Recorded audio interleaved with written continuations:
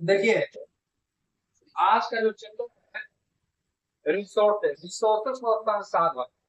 संसाधन आखिर हमारे जीवन में किस तरह से उपयोग होता है, हम उसको कैसे उपयोग करते हैं। जैसे कि मान के चलिए इसका यूज जो है सबसे पहले हम इन्वायरमेंट से करते हैं। कैसे इन्वायरमेंट देखिएगा, जो वुड है, लकड़ी है, आप उसको जंगल जाते हैं, जंगल से लकड़ी काट के लाते हैं और उसको जो खाना पकाते हैं, तो क्या आप क्या रिसोर्सेज का संसाधन है या फिर हम बोल सकते हैं कि इन्वायरमेंट से जो वस्तु प्राप्त करते हैं वो हमारे जीवन में क्या है, रिसोर्सेज है। तो क्या रिसोर्सेज हमारे लिए सेटिस्फाइड है या नहीं, यानी कि हर चीज आपके लिए resources नहीं होता है। बहुत सारे चीज है जो आपके लिए ऑन रिसोर्सेज का काम नहीं होता, वो आपके लिए कोई जीवन में उसका कोई काम नहीं है। लेकिन आपका इन्वायरमेंट रिसोर्स जो यहाँ है आपका सेटिस्फाइड पर टिका हो, पर टिका हो, सेटिस्फाइड, यानी उससे पूर्ण रूप से आप संतुष्ट हो। जैसे कि आप लकड़ी लाए, खाना पकाएं, आपका भोजन तैयार हो गया, यानी कि आप क्या है कि हमको कुछ चाहिए, लकड़ी चाहिए। क्या ह्यूमन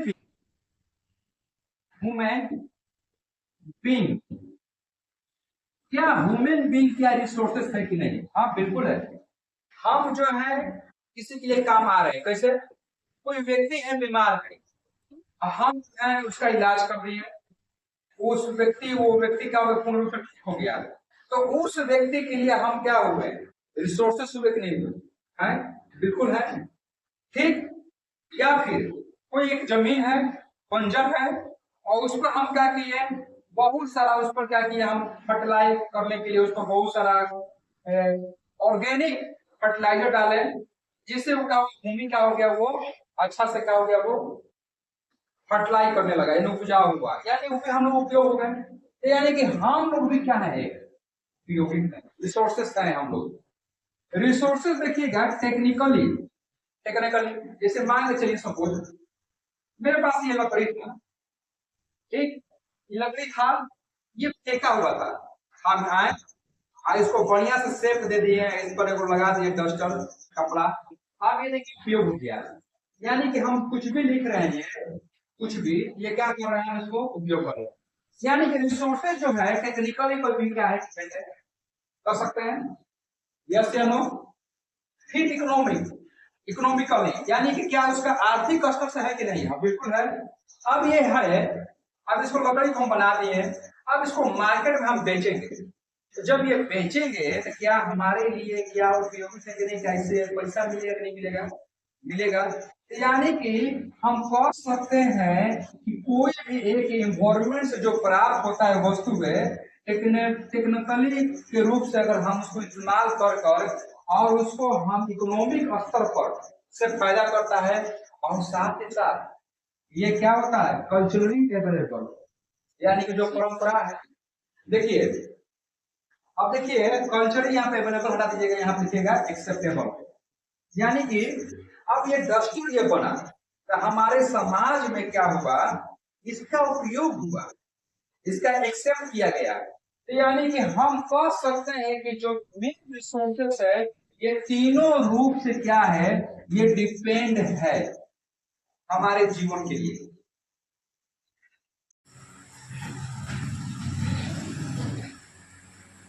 देखिए, अब प्रोसेस ऑफ ट्रांसफॉर्मेशन, अब कैसी प्रक्रिया होती है जो एक स्थान दूसरे स्थान पर क्या होता है, भेजता है, यानी उसको परिवर्तित कर दिया है। अब देखिए the relationship the involve interactive, अब रिलेशनशिप जो होता है किससे मिला हुआ है, एक ह्यूमन बीइंग से और किससे, नेचर से। ये दोनों का नेचर जो है इसमें मिला हुआ है, नेचर और ह्यूमन बीइंग्स। अब देखिए कोई नेचर से, अब हम साधारण भाषा बता रहे हैं, अगर कोई नेचर से हम क्या किए हैं, कोई लकड़ी प्राप्त की है, यानी मान चलिए बम्बू बम्बू लेके आए, बांस, और उसको पतला पतला काटे, एकदम साधारण से कर स्टिक, यानी कि हम क्या किए, इसको बांस को ऐसे काटे एक मशीन से। इसमें हमारा कौन सा लगा है, टेक्निकल, आइए हमने कहाँ से लाया है, नेचर से। अब इसको हम क्या बना दिए, अगरबत्ती बना दिए, और जब अगरबत्ती बना दिए और उस अगरबत्ती को एक ब्रांड की तरह कोई अपना एक ब्रांड निकाले और उस ब्रांड को क्या करें हम एक्सीलरेटेड पूरे तेजी से मार्केट में क्या होगा वो इकोनॉमी को क्या करेगा वो डेवलप करेगा यानी विकसित करेगा।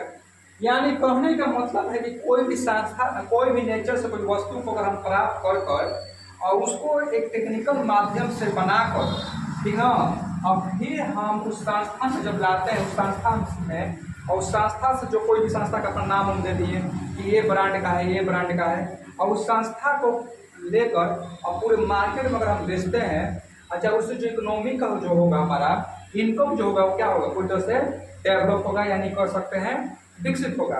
तो यानी कि हम कह सकते हैं कि दोनों जो है इंटरेक्टिव भूमिका जो है नेचर और ह्यूमन बीइंग के बीच में ये क्या कर रहा है इंटरेक्ट कर रहा है। Resources are the function of human activity यानी संसाधन जो है मुख्य रूप से मानव जाति की ये कैसे पूरी तरह से क्या है एक्टिविटी है। आप देखिए कैसे कोई भी व्यक्ति देखिएगा पूर्ण रूप से अपने जीवन काल में कमाने के लिए यहाँ से वहाँ ट्रांसपोर्ट देखते होने के लिए यहाँ से सामान तैयार होता है फिर वहाँ जाता है फिर वो कच्चा होता है फिर वहाँ जाता है यानी क्या करता है ट्रांसफॉर्मेशन होता रहता है एक जगह से दूसरी जगह। तो यानी कि यहाँ पर देखिएगा जो ह्यूमन बीइंग क्या है रिसोर्सेस है ठीक ये जो होता है क्या करता है ह्यूमन बीइंग नेचर से ये कोई भी वस्तु को प्राप्त करता है मानव जाति और वो ट्रांसफॉर्म करता है कैसे कोई भी मटेरियल है कच्चा मटेरियल रॉ मटेरियल कर सकते हैं ठीक है और उसको ट्रांसफॉर्म कर इन्वायरमेंट से चाहे नेचर से ठीक मटेरियल को क्या किया वो ट्रांसफॉर्म किया मटेरियल में और मटेरियल जो है अवेलेबल फिर वही कोई चीज़ वस्तु बन गया बाय द वे यहाँ पर मान चलिए कोई वस्तु बना दी हम कुछ कोई वस्तु बना दी और जब वस्तु ये बन गया अब वस्तु को क्या होगा रिसाइकिल हो जाएगा फिर जो है उसी वस्तु को इन्वायरमेंट चल जाएगा जैसे कि ना यहाँ पर कोई लेके आया था ना ही कोई लेके यहाँ जाएगा। जैसे कि ये हमारे पास मार्कर था अब ये जो है कम से कम 20 ग्राम था सपोज मान लीजिए अब ये मार्कर जो है घिसा रहा है कर रहा है ये पूरी तरह से क्या होगा इसका जितने भी आइटम है सब धीरे धीरे निकल जाएंगे और निकल के क्या हो जाएंगे ये कहाँ चले जाएंगे पूरी तरह से इन्वायरमेंट में मौजूद हो जाएंगे। यानी कि हम जितना भी वस्तुएं प्राप्त करते हैं सब कहाँ से करते हैं इन्वायरमेंट से पर्यावरण से। ऐसा नहीं कि हम जो है कहीं दूसरे जगह से लेकर आते नहीं अवेलेबल इन द इन्वायरमेंट यानी अवेलेबल यानी कि मौजूद है कहाँ इन्वायरमेंट में ही ठीक है। सारा मटेरियल जितना भी है आपको कहाँ अवेलेबल है तो ये मटेरियल में ही ये मतलब कि इन्वायरमेंट में ही अवेलेबल है। अब देखिए संसाधन को मुख्य रूप से क्लासिफिकेशन किया गया है बांटा गया है। एक कौन बाबू ऑरिजिन के आधार पर एगो बाबू संसाधन को एक्साइटेबिलिटी के आधार पर यानी खत्म के आधार पर यानी पूरी तरह से समाप्त किया जा सके। आएगो ऑन द बेसिस ऑनरशिप यानी कि अधिकार के रूप में वो आएगो पूरी तरह से on the basis of development. देखिए कोई भी ऑर्गेनिक होता है अगर हम कोई वस्तु को अगर हम संसाधन के रूप में प्रयोग कर रहे हैं देखिए ओरिजिनी मतलब होता है ओरिजिनी इसे हाँ on the basis of origin मतलब होता है जैसे कि बायोटिक और एबायोटिक में अंतर किया गया है दो भागों में बांटा गया है जिसमें जीव जंतु पेड़ पौधा और क्या कहते हैं नदी तालाब सब आते हैं ठीक सभी तरह का दोनों में यानी दोनों इसके अंदर आते हैं। अब देखिए अगर कोई भी अगर संसाधन है अगर हम उसका उपयोग कर रहे हैं तो यानी मूल रूप से हम रिसोर्सेज जो है हमारे ऊपर डिपेंड है हम उसको लेकर उपयोग कर रहे हैं हम उसको खा रहे हैं पी रहे हैं मस्ती से रह रहे हैं उसका एक सही उपयोग कर रहे हैं। पेड़ पौधा भी है CO2 ले रहा है ऑक्सीजन छोड़ रहा है यानी वो एक तरह से काम कर रहा है यानी हम लोग हर जितने पृथ्वी पर है एक दूसरे को क्या है पूर्ण रूप से क्या है डिपेंडेंट रिसोर्सेज का मूल रूप से देखा जाएगा।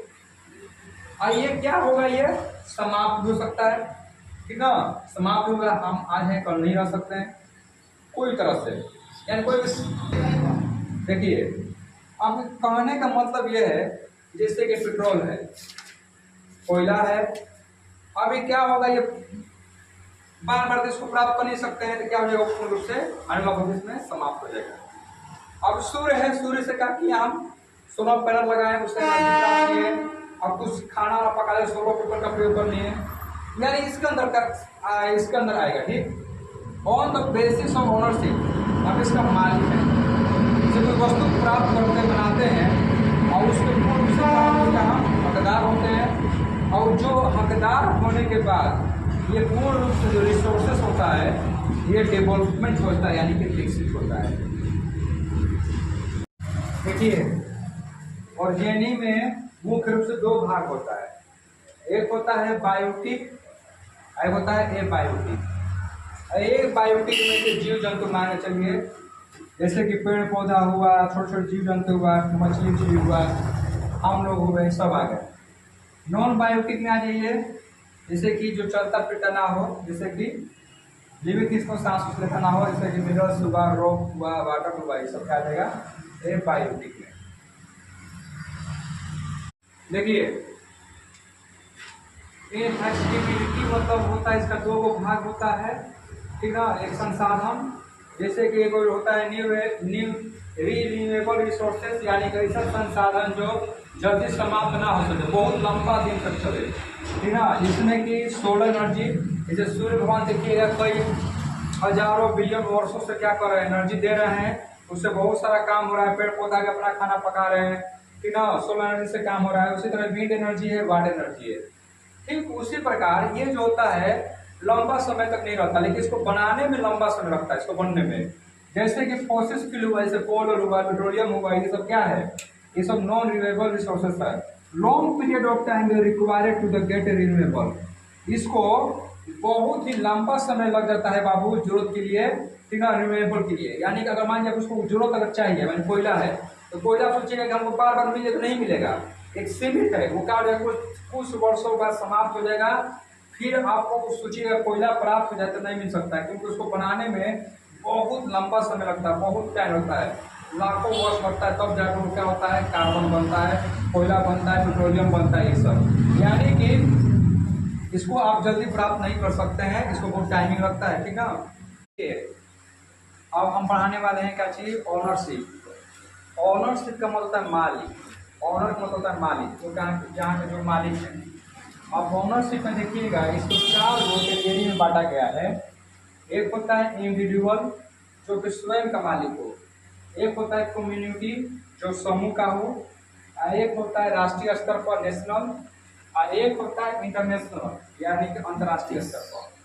अगर हम इंडिविजुअल की बात करें, जैसे ग्रामीण क्षेत्र में जाइएगा तो वहाँ के लोग जो होते हैं भूमि के मालिक होते हैं, किसी के पास 10 बीघा खेत है, अपना अनाज अनाज रोप रहे हैं, खा रहे हैं, पी रहे हैं, ठीक, तो वहाँ के लोग क्या हुए, अपना मालिक खुद है जमीन का। उसी तरह शहरी क्षेत्र में आइएगा आप तो कोई व्यक्ति क्या किया है, प्लॉट ले लिया है, दुकान खोला है, वो सब क्या है, अपना मालिक है, ठीक है।